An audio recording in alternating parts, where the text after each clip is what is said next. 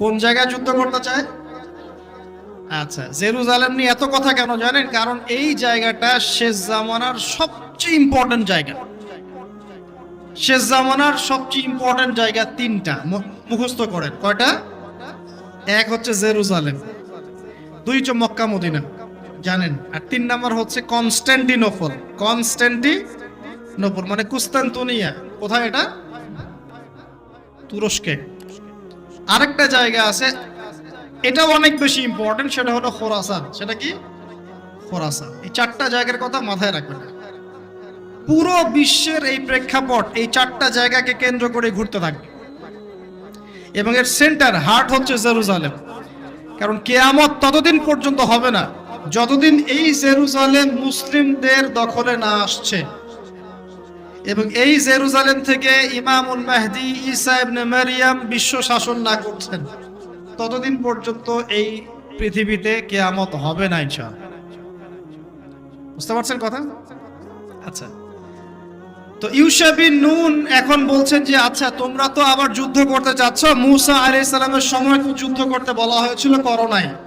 এখন যদি আবার যুদ্ধের কথা বলা হয়, যদি তোমরা আবার পালায় যাও, তখন তারা বলছে ওয়ামা লানা আল্লা নুকাতিলা ফি সাবিলিল্লাহ, কেন আমরা আল্লাহর রাস্তায় যুদ্ধ করব না? ওয়াকাদ উখরিজনা মিন দিয়ারিনা, আমাদেরকে আমাদের বাড়িঘর থেকে বের করে দেওয়া হয়েছে, ওয়া আবনাইনা, আমাদের সন্তান থেকে বিচ্ছেদ করানো হয়েছে, কেন যুদ্ধ করব না? অবশ্যই যুদ্ধ করব।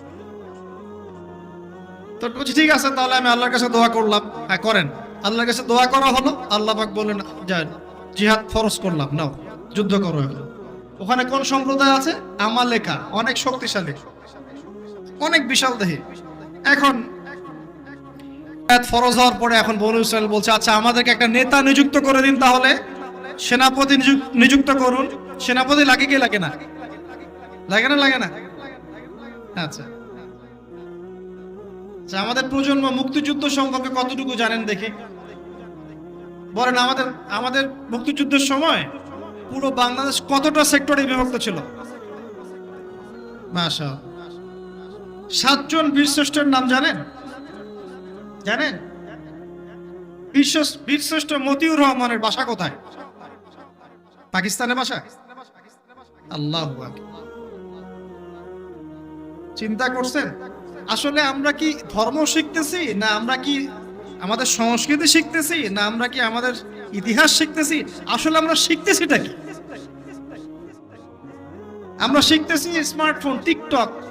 বিশ্বাস, ঢাকা শহরে এই 15 থেকে 20 বছরের ছেলেপেলের যা অবস্থা দেখলে আমাদের চোখ দিয়ে পানি বের হয়, আবার শুকরিয়া আদায় করি আলহামদুলিল্লাহ, ওই যুগে আমরা, এই যুগটা আমরা এইভাবে নষ্ট করি না, আলহামদুলিল্লাহ। কি একটা অবস্থা! এদের অর্ধেকের সাইকোলজি নষ্ট করে দিয়েছে বিভিন্ন মুভিজ, সিনেমা। এখনকার অনেক মুভিজে দেখায় যে সে গ্যাংস্টার হচ্ছে, গ্যাংস্টার হওয়াটা একটা প্যাশন, ওইটা দেখে দেখে সে নিজেও গ্যাংস্টার হওয়ার চেষ্টা করে। সাইকোলজি নিয়ে খেলে। কিছু কিছু মুভিজ এখন রিলিজ করা হয়, আমি দেখি না, আমাকে বলা হয়েছে, যেগুলো উৎসাহিত করে মানুষকে এ ধরনের গুন্ডামি কাজ করতে, প্রেমিকাকে নিয়ে পালায় যাবে, এটা করবে সেটা করবে, এগুলো তো উৎসাহিত হয়ে ছেলেবেলার এই কাজগুলো। না পড়াশোনা করতেছে, না ইতিহাস জানে, না সংস্কৃতি, না বিশ্ব, না অর্থনীতি, না ধর্ম। আসলে আসি কোন দিকে? এর চেয়ে আমাদের এর আগের এইজ যাদের বয়স এখন 50-60, এই জেনারেশনটা মাশাআল্লাহ অনেক ভদ্র ছিল। আমি হলফ করে বলতে পারি, আমার কথা আপনারা মন খারাপ করেন না, এটা আমার কনফিডেন্স থেকে বলছি, এখন যদি আরেকটা মুক্তিযুদ্ধ হয়, এই জেনারেশন অস্ত্র হাতে নিতে পারবে না। ওই অস্ত্র হাতে নিবে ওই যাদের বয়স 40, ওই 50, এরাই। আমাদের এই যে কিশোর গ্যাং, টিকটক জেনারেশন আর যুবক সমাজকে আপনি খুঁজেই পাবেন। আল্লাহ পাক আমাদেরকে হেফাজত করুন। আর এটার জন্য ভাই, আমাদের যাদের দাড়ি পেকে গেছে আমরা দায়ী সমানভাবে। কারণ আপনি নিজের ফিকির করেছেন, আপনার সন্তানের ফিকির কোথায়? আপনার ছেলে সারা রাত পর্ন দেখে, আপনার মেয়ে সারাদিন ছেলেদের সাথে কথা বলে, আপনার মেয়ে ছেলে যে ডেট করতেছে এইখানে ওইখানে, জেনা করতেছে, মদ খাচ্ছে, গাড়ি নিয়ে ধুমসে ড্রাইভ করতেছে মেয়েকে নিয়ে। আপনি মনে করতেছেন বাচ্চা ছোট আছে, বড় হলে ঠিক হয়ে যাবে। সুবহানাল্লাহ, আপনি বাচ্চাকে পড়াচ্ছেন না, কোরআন শেখাচ্ছেন না, হাদিস শেখাচ্ছেন না। জেনারেল লাইনে যে পড়াচ্ছেন, জেনারেল লাইনে পড়াশোনা করার পরে সে হচ্ছেটা কি, কি শিখলো? স্যারকে দেখলে থাপ্পড় মারে। এখনকার ছেলেপেলে অনেকে স্যারকে সম্মান করেন। স্যার নকল ধরে ফেলেছে, স্যারকে এক থাপ্পড় দিল। গুন্ডামি শিখেছে, গুন্ডামি। আদব, সবর, নীতি নৈতিকতা এগুলো নাই তো, উঠে যাচ্ছে দিন দিন। আমি আসলে ওয়াজ করবো কি নিয়ে? দাজ্জাল তো অনেক বড় ইস্যু। সত্যি কথা বলতে দেখেন, আমরাও স্কুলে পড়েছি, কলেজে পড়েছি, কিন্তু আমরা তো বেয়াদব ছিলাম। বেয়াদবি এক জিনিস আর দুষ্টামি এক জিনিস। আমরা দুষ্ট ছিলাম, খুব দুষ্ট ছিলাম, দুরন্ত। খেলাধুলা পছন্দ করতাম, দুরন্ত, দুষ্টামি করতাম। স্যারদের সাথে আমাদের একটা ফ্রেন্ডলি সম্পর্ক ছিল, বন্ধুর মতো। কিন্তু আমরা কখনো বেয়াদবি করি না। এখন দেখবেন ওয়াজে আলেমদের সামনে গিয়ে বেয়াদবি করতেছে। ওলামায়ে কেরামের সামনে যে একটু মানে ভদ্রভাবে কিছু কথা বলে, মাসালা জিজ্ঞাসা করে, ওখানেও গিয়ে বেয়াদবি করতে, কথা বলাই জানে না কিভাবে কথা বলতে হয়। আল্লাহর ওয়াস্তে ভাই, আকীদার আমলের এই যে আখলাকের সংশোধন করেন, না হলে আমাদের সামনে মহা বিপর্যয় অপেক্ষা করছে। আল্লাহ পাক আমাদের সবাইকে কথাগুলো বোঝার তৌফিক দান করুন, বলি আমিন। অনেক লম্বা হয়ে যাবে, ওদিকে যাচ্ছি না, মূল জায়গা থেকে একটু শেষ করে দেব। আপনারা অনেকক্ষণ ধরে অপেক্ষা করছেন, একটু একটু খেয়াল করেন। তাহলে ইউশা বিন নুনের কাছে এখন এরা বলছে নেতা দাও, নেতা। ইউশা বিন নুন বলছেন ঠিক আছে, আমি দোয়া করলাম। আল্লাহ পাক তালুতকে নেতা বানালেন। কাকে? তালুত। এখন বনু ইসরাইল বলছে ওর নেতৃত্ব আমরা মানি না। কেন মানো না? যে ওর তো টাকা পয়সা নাই, ওর তো স্ট্যাটাস নাই।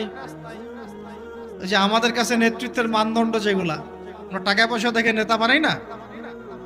আপনার টাকা নেই, আপনি নেতা হতে আসছেন কেন? আপনার স্ট্যাটাস নাই, আসছেন কেন? ও বনু ইসরাইল একই কথা বলছে, ওর তো টাকা নাই, স্ট্যাটাস নাই, নেতা হবে কেন? তখন আল্লাহ পাক বলছেন যে ওয়াজাদাহু বাসতাতান ফিল ইলমি ওয়াল জিসম। আল্লাহ পাক তো তালুতকে দুটো কোয়ালিটি দিয়েছেন।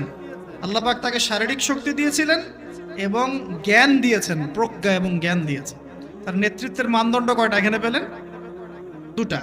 শারীরিক শক্তি থাকতে হবে ঠিকঠাক, ফিজিক্যালি স্ট্রং না হলে তো সে ডিল করতে পারবে না। আর মেধা থাকতে হবে, জ্ঞান। আসলে কি এই দুইটা এখন নেতৃত্বের মানদণ্ড?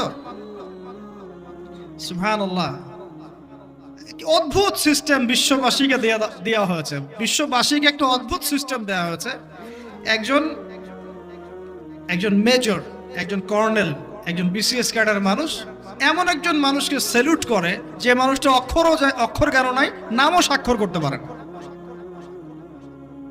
এবং সে বিভিন্ন জায়গায় দুর্নীতি করে আসছে, টাকা পয়সা লুটপাট করে আসছে। একজন বিসিএস ক্যাডার এবং একজন আর্মি অফিসার, একজন জেনারেল, একজন মেজর তাকে স্যালুট করতেছে। কি সিস্টেম! অথচ তার চাইতে এই ব্যক্তি নেতৃত্ব পাওয়ার অনেক বেশি যোগ্য।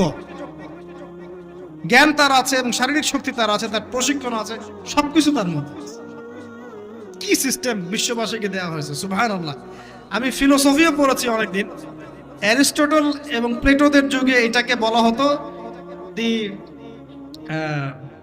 Community of fools. একটা পড়ে দেখবেন, স্যার সলিমুল্লাহর লেখা অনেকগুলো বই আছে, এর মধ্যে পড়ে দেখবেন। মানে অজ্ঞতার একটা যুগ, অজ্ঞতার শাসন, অজ্ঞতার কমিউনিটি। বাদ দেন, এখানে ইউশা বিন নুন নেতৃত্ব দিলেন কাকে? তালুতকে। ওরা বললো মানি না। তো আল্লাহ পাক মনোনয়ন করেছেন, এখন না মানলে তোমরা আযাব ভোগ করবা। তারপরে তারা মেনে নিল। এবার যুদ্ধে যাচ্ছে, ওই জেরুজালেম মুক্ত করতে যাচ্ছে। যে জেরুজালেম এখন তারা মুক্ত করতে চাচ্ছে, ওই জেরুজালেম তালুতের বাহিনী মুক্ত করতে যাচ্ছে। বলেন তো, তালুত এবং বনু ইসরাইল তখন ভালো না খারাপ? ভালো না খারাপ? তারা কি মুসলিম না মুসলিম? তারা তখন মুসলিম না মুসলিম? মুসলিম। তারা তখন ইউশা বিন নুনের উম্মত, তার আগে ছিল মূসা আলাইহিস সালামের উম্মত। এবার তালুত বললেন যে আল্লাহ পাক তোমাদেরকে পরীক্ষা করবেন, সামনে নদী আছে, এই নদীর পানি পান করতে পারবে না।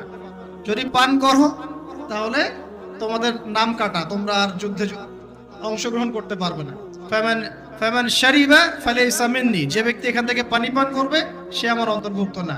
ওয়ামান লাম ইয়াতআমহু ফাইন্নাহু মিন্নি, যে ব্যক্তি এখান থেকে পানি পান করবে না সে আমার সাথে যুদ্ধে যেতে পারবে। ইল্লা বিগুরফাতিন বিয়াদিহি, মানে এক অঞ্জলি পানি শুধু পানি পান করতে পারবে, এক অঞ্জলি পানি, এতটুকু, এর বেশি না। ফাশারিবু ইল্লা কলিলাম মিনহুম, আল্লাহ পাক বলছেন ওদের বেশিরভাগই পানি পান করলো অল্প কিছু বাদ দিয়ে।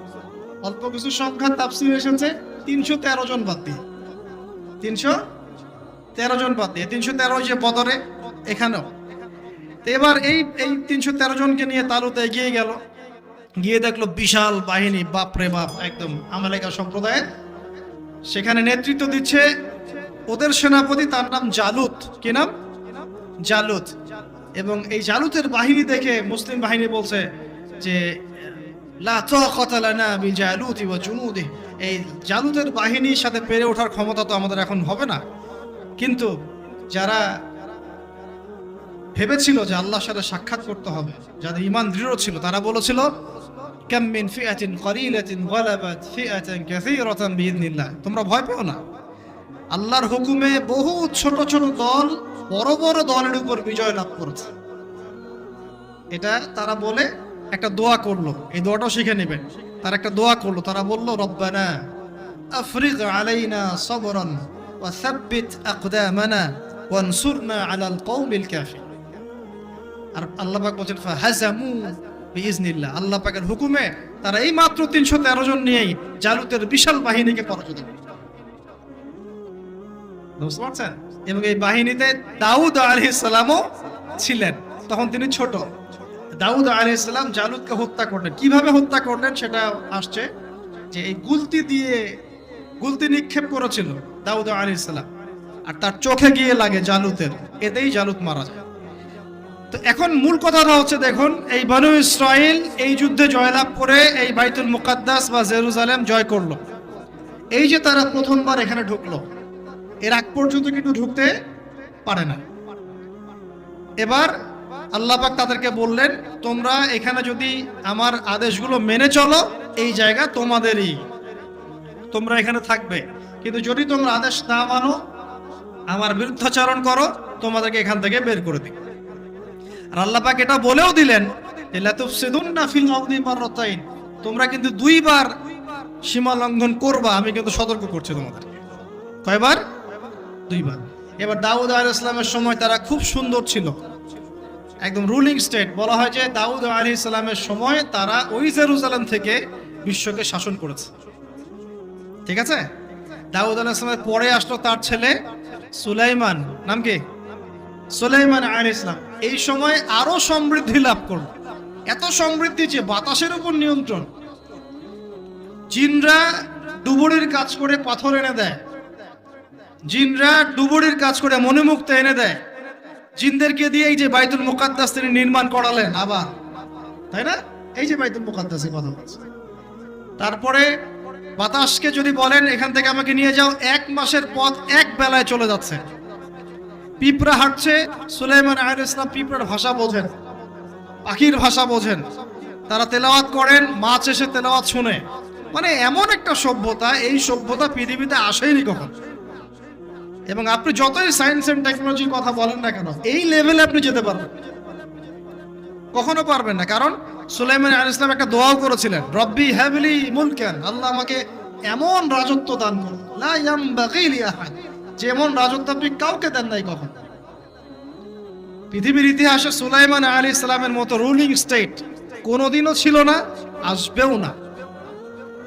তো সুলাইমান আলাইহিস সালাম এবং তার অনুসারীরা তখন ভালো ছিলেন এবং জেরুজালেম থেকে তারা বিশ্ব শাসন করেছেন। এবার শুরু হলো তারপরে এদের অধঃপতন। অধঃপতন শুরু হতে হতে এমন একটা জায়গা চলে গেল যে জেনা, এই মদ খাওয়া, এই সুদ খাওয়া, এই মানুষকে হত্যা করা, এমনকি নবীদেরকে হত্যা করা, এমন কোনো পাপ নাই করতে বাকি রাখলো। এমন কোনো পাপ নাই মানে নবীদেরকে পর্যন্ত জবাই করে হত্যা করেছে। আর কি কিছু বলতে হবে? আল্লাহ পাক ওই যে ওয়াদা করেছিলেন, যদি ফাসাদ সৃষ্টি করো এখান থেকে বের করে দেব। এবার আল্লাহ পাক একটা বাহিনী পাঠালেন। এই বাহিনীটা পাঠিয়েছেন ইরাকের ব্যাবিলন থেকে। কোন জায়গা? ইরাকের ব্যাবিলন। এই বাহিনীর রাজার নাম ছিল নেবুজাদ নেজার। কি নাম বলেন? নেবুজাদ নেজার। সে ছিল মূলত অগ্নি পূজারী আর কি, তারা একটা সভ্যতা, ব্যাবিলনের সভ্যতা। ব্যাবিলনের সভ্যতা কিন্তু অনেক প্রাচীন। এবার তারা গিয়ে কি করলো, এই বনু ইসরায়েল যারা পথভ্রষ্ট হয়ে গেছে এদেরকে এমন মায়ের ওখানে জেরুজালেমে গিয়ে একটা একটা করে সেখান থেকে ওরা বের করে দিল, দিয়ে ওদেরকে ওই জেরুজালেমের এই যে মসজিদ, ওখানকার ফল ফসল যা আছে সব ডিস্ট্রয়, ম্যাসাকার করে ফেলে। এখন ওরা যা করতেছে গাজার সাথে, এরকম কাজ এর চেয়েও ভয়ঙ্কর। নেবুজাদনেজার একটা একটা করে ধরে ধরে কেটে কেটে ফেলে। আর বাকি যারা বেঁচে ছিল এদেরকে দাস দাস বানিয়ে শিকল দিয়ে পেঁচিয়ে ব্যাবিলনে নিয়ে গেল। তাহলে দেখেন, রুলিং স্টেট থেকে বনু ইসরাইল চলে আসলো এখন কোথায়? ব্যাবিলনে, দাসত্বের শৃঙ্খল। আর তাদের ওই ফকর থাকলো শেষ। কারণ আল্লাহ ওয়াদা করেছিলেন, ভালো থাকলে ভালো থাকবা, খারাপ করলে খারাপ। যেমন আল্লাহ পাক আমাদের সাথে ওয়াদা করেছেন না, উম্মতে মুহাম্মাদি যদি আমার আনুগত্য করো, মুহাম্মদ সাল্লাল্লাহু আলাইহি ওয়াসাল্লামের আনুগত্য করো, তোমরাই বিশ্বের নেতৃত্ব দিবে। আর যদি না করো, ওই যে তোমাদের উপর কাফেরদেরকে চাপাই দিবে, তাই না? এখন এরকমই আল্লাহ পাকের সুন্নাত একদম সেম। ইতিহাস খালি ঘুরছে আর ঘুরছে, কখন ওদের পাল্লায় কখন আমাদের পাল্লায়। বিশ্বের ইতিহাসটা একদম প্যারালাল, খেয়াল করে দেখবেন। এবার এই ব্যাবিলনে চলে আসার পরে এরা দাস, কাজ করলে খাইতে পারে, না করলে খাইতে পারে না। দেখেন কোন জায়গা থেকে আল্লাহ কোথায় নিয়ে আসে। আজকে আমরা যে 1200 বছর ওয়ার্ল্ডটাকে শাসন করেছি, কেউ বিশ্বাস করবে এখন? আমরা যে মুসলিম উম্মাহ, প্রায় 1200 বছর মুহাম্মদ সাল্লাল্লাহু আলাইহি ওয়াসাল্লামের পর থেকে এই বিশ্বটাকে আমরা শাসন করছি, এখন কেউ বিশ্বাস করবে?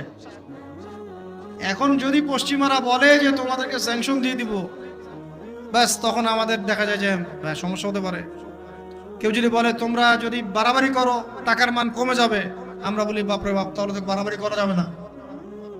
আমরা কি ওদের উপর রুল করতে পারি? এখন সরাসরি কথা বলেন না, পারি না, পারি না, পারি না, পারি না। কিন্তু একসময় পারতাম মানে ওরা জিজিয়া দিয়ে আমাদের দেশে থাকতো, জিজিয়া কর, ট্যাক্স দিয়ে আমাদের দেশে থাকতো। মুসলিম উম্মার যখন একটা ইউনাইটেড গ্লোবাল খিলাফা ছিল তখনকার কথা বলছি। তো এভাবে পালা বদল হয়। তো ওরা কখনো ভাবতে পারে নাই যে ব্যাবিলনে এসে এইভাবে জেলের জীবন কাটাতে হবে। কেন? অবাধ্যতার কারণ। এবার আল্লাহ পাক তাদেরকে আরেকটা সুযোগ দিলেন। কি দিলেন? আরেকটা সুযোগ দিলেন। ব্যাবিলনে বসে বসে ওরা আলোচনা করে যে আমাদের কিন্তু একজন মাসিহ আসবে। কে আসবে? মাসিহ। মাসিহ মানে হচ্ছে ত্রাণকর্তা। এই মাসিহ যখন আসবে আমরা আবার সেই জায়গা ফিরে পাবো। কি করবো আবার? কোন জায়গা বলেন? কোন জায়গা? জেরুজালেম। আবার ফিরে পাবো। বুঝতে পারতেছেন কি ভাই? আলোচনা একটু কঠিন আমি জানি, বুঝতে পারতেছেন কি? আচ্ছা, আমরা আবার জেরুজালেম ফিরে পাবো। তো ওরা এখন এগুলো আলোচনা করে যে আমাদের তাওরাতে লেখা আছে, আমাদের তালমুদে লেখা আছে যে শেষে আমাদের একজন মাসিহ আসবে। ওই মাসিহ আসলে আবার ওই জায়গা আমরা ফিরে পাবো। তোমরা টেনশন করো না, হতাশ হয় না। আমরা যেমন বলি না যে এখন দুরবস্থা চলছে, তাতে কি আমাদের মাহদি আসবেন, ঈসা ইবনে মারইয়াম আসবেন, আবার আমরা খেলাফা ফিরে পাবো, বলি কি না? হাদিসে তো আছেও। ওরাও এরকম চর্চা করে। করতে করতে আল্লাহ পাক তাদের দিকে মুখ ফিরিয়ে তাকালেন, দয়া করলেন। দয়া করে আল্লাহ পাক মাসিহকে পাঠালেন। সেই মাসিহের নাম কি? ঈসা আলাইহিস সালাম। কিন্তু এই হতভাগা জাত ঈসা আলাইহিস সালাম যে তাদের মাসিহ, এটা তারা বিশ্বাসই করলো না, বরং তাকে জারদ সন্তান বলে গালি পর্যন্ত দিল। জানেন না, মারিয়াম আলাইহিস সালামকে বললো যে কোত্থেকে সন্তান নিয়ে আসছো? মনে আছে আপনাদের? নিজেদের মাসিহকে তারা চিনতে পারলো। ঠিক আমাদের উম্মতে মুহাম্মাদির মধ্যে এমন অনেক মুনাফিক থাকবে যারা ইমাম মাহাদিকে চিনতে পারবে না। দেখিয়েন, ওই সময় যখন মাহাদির বাহিনী বের হবে বলবে সন্ত্রাসী বের হয়েছে। ইমামুল মাহাদি মানুষের মুখের ভাষায় কথা বলবেন না, অস্ত্রের ভাষায় কথা বলবেন। জি, হাদিসে স্পষ্ট আছে, লা তুকাতিলুনাল ইয়াহুদ, তোমরা অবশ্যই ইহুদীদের সাথে যুদ্ধ করো। মুখ দিয়ে যুদ্ধ হয়। ওয়ালা তাকতুলুন্নাহুম, অবশ্যই ওদেরকে তোমরা হত্যা করো। এমনকি যদি গাছের পিছনেও, পাথরের পিছনেও কেউ লুকায়, পাথর গাছ কথা বলবে। হাত্তা ইয়াকুলুস শাজার, গাছ কথা বলবে গারগাত বাদ দিয়ে। ইয়া মুসলিম, হে মুসলিম, ইন্না ওয়ারাইল ইয়াহুদ তাআল ফাকতুলহু, আমার পিছনে ও লুকিয়ে আছে, আসো হত্যা করো। বাই দ্য ওয়ে, এখন আল্লাহ পাক রহম করলেন, মসিহ পাঠালেন, চিনতে পারলো না, বিশ্বাস করলো না, তাকে জারদ সন্তান বলে গালি দিল। শুধু তাই না, ঈসা আলাইহিস সালামকে তারা হত্যার চেষ্টা পর্যন্ত করে নাই। হত্যার চেষ্টা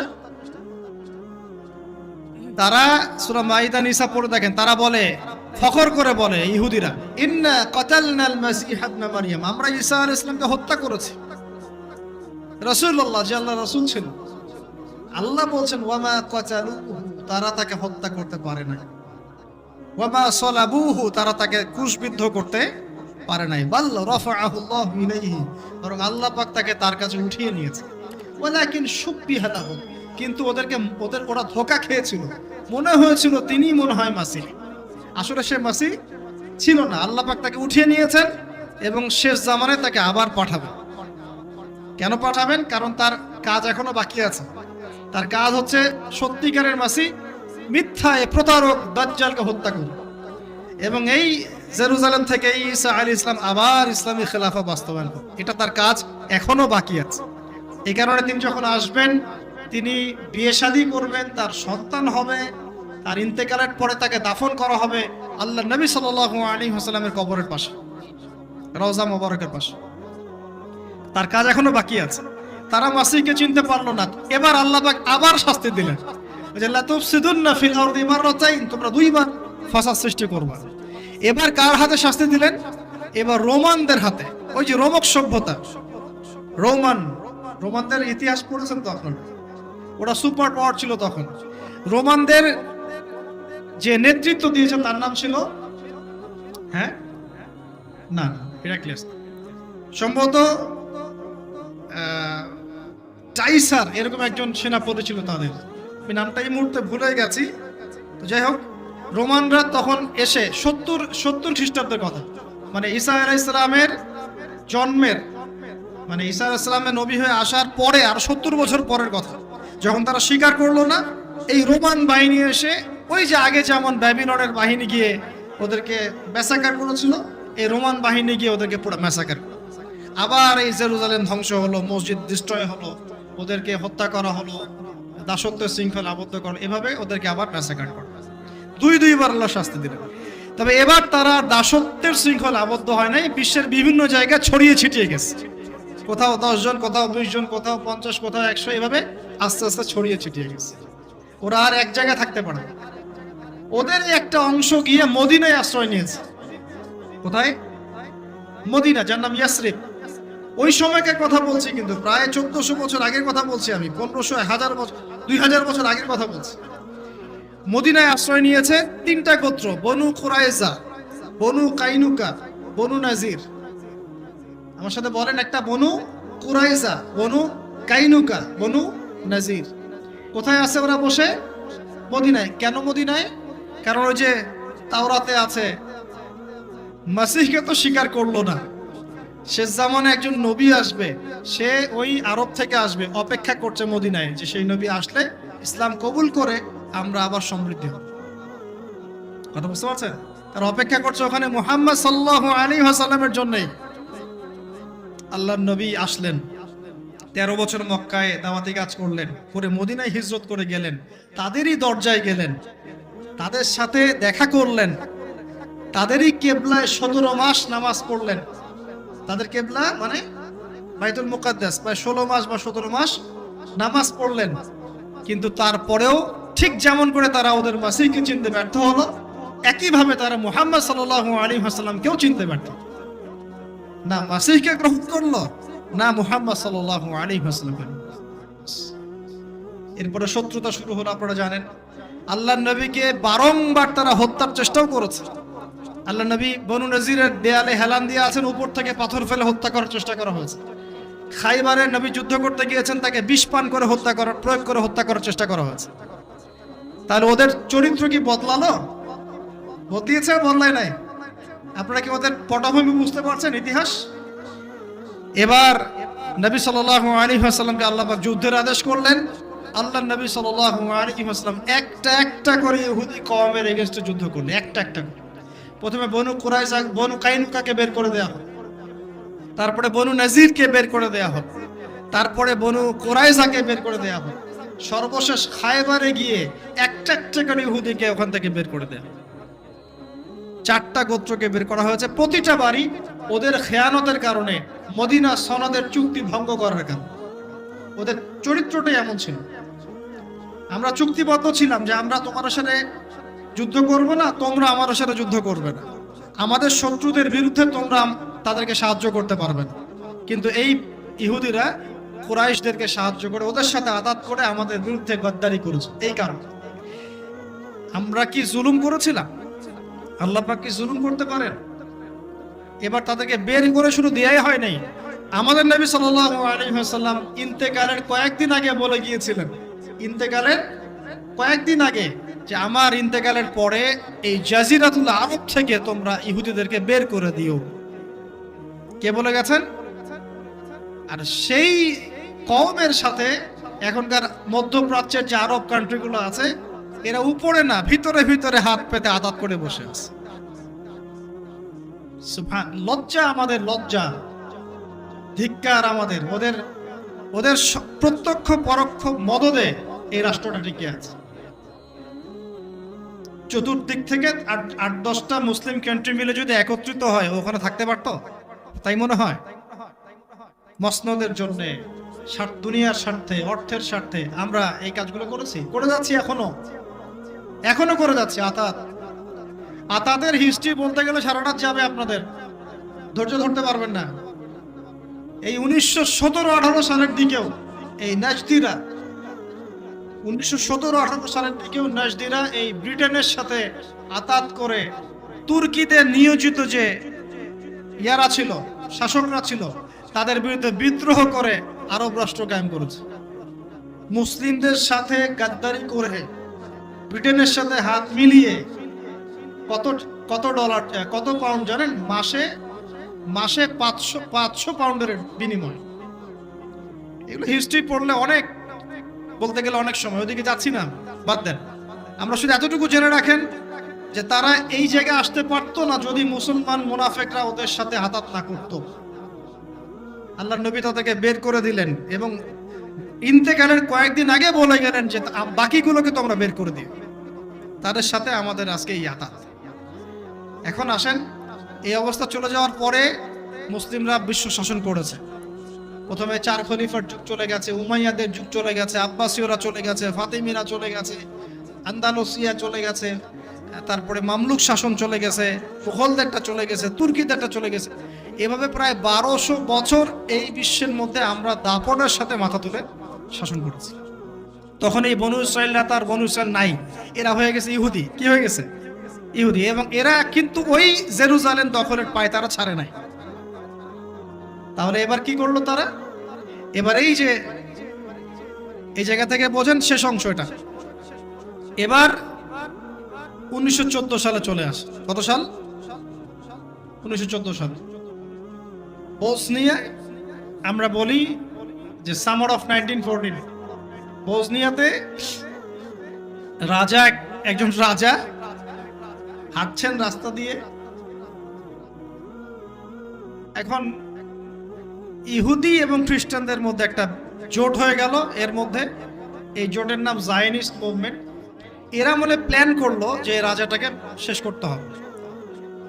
তো রাজা ফার্ডিন্যান্ডকে তারা শেষ করে দিয়ে অস্ট্রিয়া হাঙ্গেরির বিরুদ্ধে রাশিয়াকে লেলিয়ে দিল।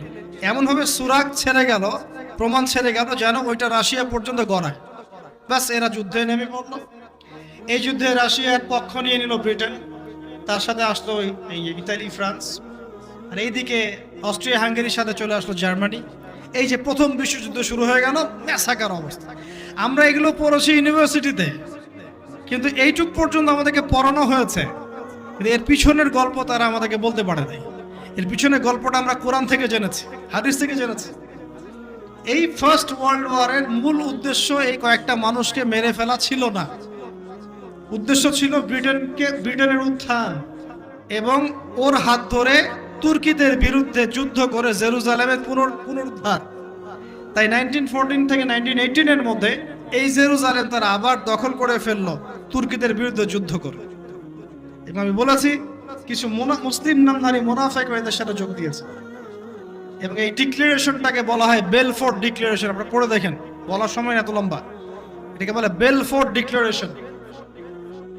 স্বাধীন ফিলিস্তিন রাষ্ট্রের মধ্যে একটা ছোট্ট ভূখণ্ড তারা চাইলো, দাবি করলো। ঠিক আছে, এই ছোট্ট ভূখণ্ডের পরিমাণ ছিল মাত্র 6%। ওই 6 হয়েছে এখন 76। কত হয়েছে? 76। এই জায়গাটা দেয়া হল। জায়গাটা দেওয়ার পর ব্রিটেনের সহযোগিতায় তারা 1948 সাল পর্যন্ত এভাবে দাপটের সাথে ওই জায়গাটা দখল করতে লাগলো। প্রতিদিন একটু একটু করে জায়গা বাড়াচ্ছে, জমি দখল করছে, মা বোনদের ইজ্জত দিচ্ছে, ওই ভাইকে হত্যা করছে। কার সহযোগিতায়? একা একা করতে পারছে? কোন রাষ্ট্র তাকে সহযোগিতা করছে বলেন? না, এখন ওই সময় ব্রিটেন করেছে। এবং সে তখন রুলিং স্টেট ছিল। আমাদের এখানেও তো সে 200 বছর শাসন করছে, করে নাই? তখন অর্থনৈতিক নিয়ন্ত্রণ ওর কাছে, ওই যে পাউন্ড ওর কাছে, পুরো ওয়ার্ল্ডের পলিটিক্যাল নিয়ন্ত্রণ ওর কাছে, অস্ত্রশস্ত্র নিয়ন্ত্রণ ওর কাছে। ও তখন রুলিং স্টেট। ওর প্রত্যক্ষ সহযোগিতায় এই জায়নিস্ট ইহুদিরা মিলে এই জায়গাটা আবার দখল করে 1914 থেকে 18 মধ্যে। এরপর চলতে লাগলো 48 সাল পর্যন্ত। দেখলো যে না, ব্রিটেনের তো এখন দম শেষ, বয়স হয়ে গেছে, নতুন কাউকে লাগবে। লঞ্চ করা হলো দ্বিতীয় বিশ্বযুদ্ধ। এবং দ্বিতীয় বিশ্বযুদ্ধের পরে নতুন একজন রুলিং স্টেট বিশ্বের